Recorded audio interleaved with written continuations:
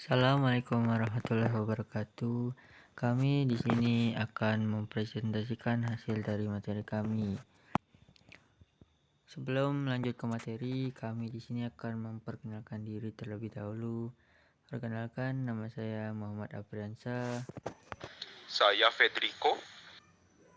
Baiklah, kami akan melanjutkan ke materi. Sultan Agung versus JP Coen. Sultan Agung Hayokrokusumo yang lahir pada 1593 sampai 1645 adalah Raja Kesultanan Mataram yang memerintah pada tahun 1613 sampai 1645. Nama aslinya adalah Raden Mas Jatmika atau terkenal pula dengan sebutan Raden Mas Rangsang. Sultan Agung merupakan putra dari pasangan Prabu Hanyokrowati dan Ratu Mas Adidia Banowati. Sultan Agung naik tahta pada tahun 1613 dalam usia 20 tahun. Sultan Agung merupakan penguasa lokal pertama yang secara besar-besaran melakukan perlawanan dengan Belanda yang kala itu hadir lewat kongsi dengan VOC. Perlawanan Sultan Agung terhadap VOC di Batavia dilakukan pada tahun 1628 dan 1629. Perlawanan tersebut disebabkan karena Sultan Agung menyadari bahwa kehadiran VOC di Batavia dapat membahayakan hegemoni kekuasaan Mataram Islam di Pulau Jawa. Kekuasaan Mataram Islam pada waktu itu meliputi hampir seluruh Jawa dari Pasuruan sampai Cirebon. Sementara itu VOC telah menguasai beberapa wilayah seperti di Batavia. Selain itu, kehadiran VOC akan menghambat penyebaran agama Islam di Jawa yang dilakukan Sultan Agung.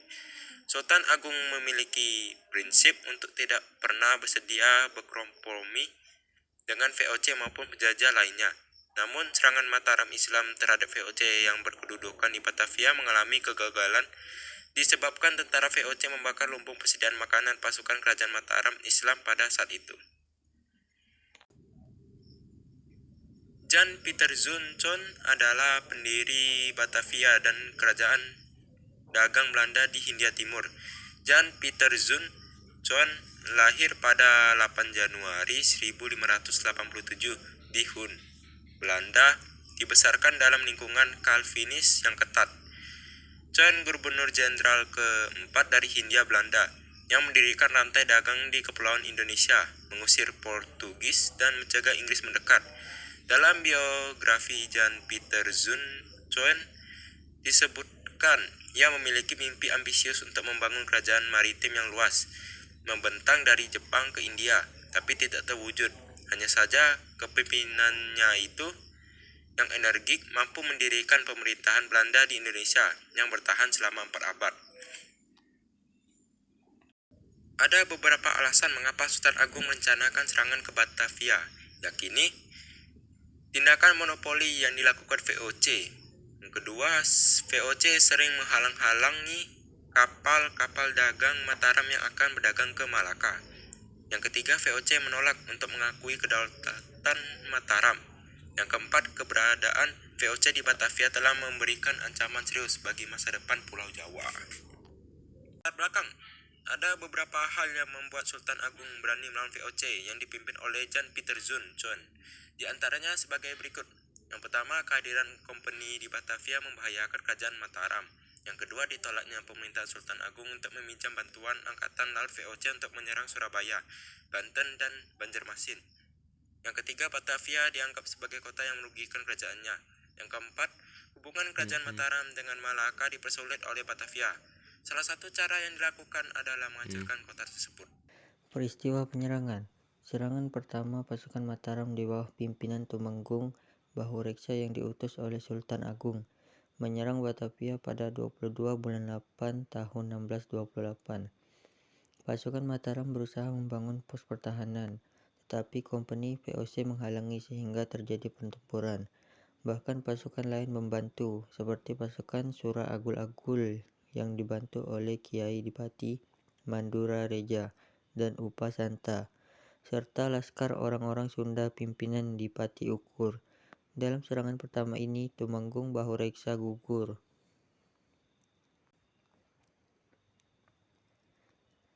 Serangan kedua, Belajar dari kekalahan pada 1628, Sultan Agung meningkatkan jumlah kapal dan senjata, membangun lumbung beras untuk persediaan bahan makanan. Pada serangan kedua 1629, pasukan Mataram dipimpin oleh Tumenggung Singaranu, Kiai Dipati Juminah, dan Dipati Purbaya. Tetapi informasi ini diketahui VOC, sehingga VOC berhasil menghancurkan kapal-kapal, rumah penduduk dan lumbung pasukan Mataram. Pasukan Mataram pantang menyerah, terus berusaha mengepung Batavia, dan akhirnya berhasil menghancurkan benteng Hollandia dan mengepung benteng Bommel.